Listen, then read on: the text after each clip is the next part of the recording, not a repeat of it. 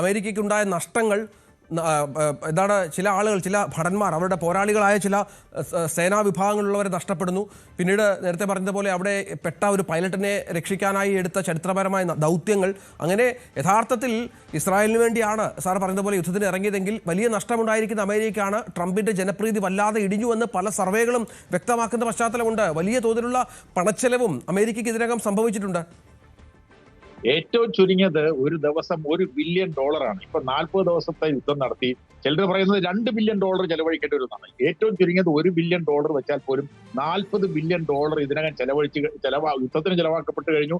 വളരെയധികം വിലയുള്ള വിമാനങ്ങൾ, അതായത് രഞ്ജിത്ത് സൂചിപ്പിച്ചതുപോലെ ഈ വിയറ്റ്നാം വാറിന് ശേഷം ഒറ്റ ദിവസം തന്നെ 1-ൽ കൂടുതൽ വിമാനം അമേരിക്കൻ സേനയ്ക്ക് നഷ്ടപ്പെടുന്ന ദിവസമായി ഈ കഴിഞ്ഞ ദിവസത്തെ ഓപ്പറേഷൻ മാറിയെന്ന് പറയപ്പെടുന്നുണ്ട്. ഞാൻ പറഞ്ഞു വരുന്നത്, അങ്ങനെ വളരെ വലിയ നഷ്ടം, 13ഓളം പട്ടാളക്കാര് കൊല്ലപ്പെടുന്നു, ഇത്രയധികം വിമാനങ്ങൾ നഷ്ടപ്പെടുന്നു. അപ്പൊ അങ്ങനെയുള്ള വലിയ നഷ്ടം, സാമ്പത്തിക നഷ്ടം, രാഷ്ട്രീയ നഷ്ടം, ജനപ്രീതിയിലുള്ള ഇടിവ്, ഇതെല്ലാം ഉണ്ടായിരിക്കുന്ന സാഹചര്യത്തിലാണ് അമേരിക്കയിൽ റിപ്പബ്ലിക്കൻ പാർട്ടി അദ്ദേഹത്തിന്റെ പാർട്ടിക്കാർ പറയുന്നുണ്ട്, നമുക്ക് മിഡ് ടേം ഇലക്ഷൻ വരികയാണ്, നവംബർ മാസം മിഡ് ടേം ഇലക്ഷൻ വരുന്നു. മിഡ് ടേം ഇലക്ഷൻ വരുമ്പോൾ 1/3 സെനറ്റർമാരും 1/3 ഗവർണർമാരും തെരഞ്ഞെടുപ്പിന് നേരിടണം. ഹൗസ് ഓഫ് റെപ്രസെന്റേറ്റീവ്സ്, അമേരിക്കയിലെ പാർലമെന്റിന്റെ അധോസഭയായിട്ടുള്ള ഹൗസ് ഓഫ് റെപ്രസെന്റേറ്റീവ്സ് പൂർണ്ണമായും തെരഞ്ഞെടുപ്പിന് നേരിടണം. ഈ 2 സഭകളിലും ഇപ്പോൾ റിപ്പബ്ലിക്കൻ പാർട്ടിക്ക് ഭൂരിപക്ഷമുണ്ട്. എന്നാൽ ഈ നിലപാട് ഇത് തുടർന്നു പോയി കഴിഞ്ഞാൽ, അതായത് ഞാനൊരു യുദ്ധങ്ങളിലും പോവില്ല, ഞാൻ വിലക്കയറ്റം ഉണ്ടാക്കില്ല എന്നൊക്കെ പറഞ്ഞ് അധികാരത്തിൽ വന്നയാള് വിലക്കയറ്റം സൃഷ്ടിച്ചു, യുദ്ധങ്ങൾക്ക് നിരന്തരം പോയിക്കൊണ്ടിരിക്കുന്നു. അത് സ്വാഭാവികമായിട്ടും അദ്ദേഹത്തിനെ പിന്തുണച്ച ആളുകൾക്ക് വളരെയധികം ശത്രുത ഉണ്ടായിട്ടുണ്ട്. അതുകൊണ്ട് മിഡ് ടേം ഇലക്ഷനിൽ ഈ പരാജയപ്പെട്ട് കഴിഞ്ഞാൽ തീർച്ചയായിട്ടും നമ്മൾ രഞ്ജിത്തിന് അറിയാം എന്ന് എനിക്ക് തോന്നുന്നു.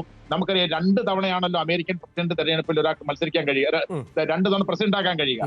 2ാമത്തെ തവണ പ്രസിഡന്റ് ആകുമ്പോൾ ഒരു സവിശേഷതയുണ്ട്. ആ സവിശേഷത എന്ന് പറയുന്നത്, 2ാമത്തെ തവണ പ്രസിഡന്റ് ആവുന്നയാള് ഈ മിഡ് ടേം ഇലക്ഷനിൽ അയാളുടെ പാർട്ടിക്ക് ഭൂരിപക്ഷം പാർലമെന്റ് നഷ്ടപ്പെട്ട് കഴിഞ്ഞാൽ ആ പ്രസിഡന്റിനെ പിന്നെ ലെയിം ഡക്ക് പ്രസിഡന്റ് എന്നാണ് വിളിക്കുന്നത്.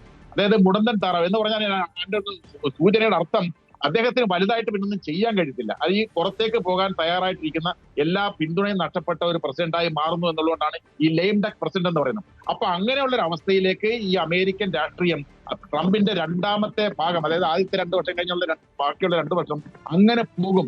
അപ്പൊ അങ്ങനെയുള്ളൊരു സാഹചര്യത്തിലേക്ക് കാര്യങ്ങൾ പോകും എന്നുള്ളത് കൊണ്ടാണ് ഈ റിപ്പബ്ലിക്കൻ പാർട്ടിക്കാർ പറയുന്നത്, നിങ്ങൾ ഇങ്ങനെ ഒരു നിലപാടിൽ നിന്ന് മാറണം. അപ്പൊ അത് തിരിച്ചറിഞ്ഞത് കൊണ്ടാണ് ഈ പ്രപ്പോസലുകൾ വന്നപ്പോൾ, അതായത് പാകിസ്ഥാന്റെ നേതൃത്വത്തിൽ, നമ്മൾ മനസ്സിലാക്കേണ്ട കാര്യം, പാകിസ്ഥാൻ പെട്ടെന്ന് ഇറങ്ങി പുറപ്പെട്ടതല്ല.